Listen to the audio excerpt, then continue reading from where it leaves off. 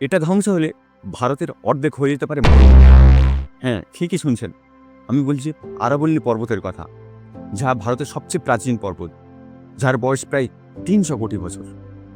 এই আরাবল্লী পর্বত ভারতের সবচেয়ে বড় মরুভূমি থর মরুভূমিকে আটকে রেখেছে, বিভিন্ন প্রজাতির প্রাণীকে বাঁচিয়ে রেখেছে, ভূগর্ভস্থ জল জমিয়ে রেখেছে।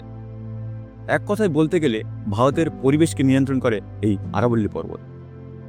সম্প্রতি সুপ্রিম কোর্টের এক সিদ্ধান্তে আরাবল্লী পর্বতের অস্তিত্ব নিয়ে উঠেছে আশঙ্কা। কোর্টের নির্দেশ অনুযায়ী আরাবল্লী পর্বতের মধ্যে যেসব পাহাড় 100 মিটারের নিচে, সেগুলিকে আরাবল্লীর অংশ হিসাবে ধরা হবে না।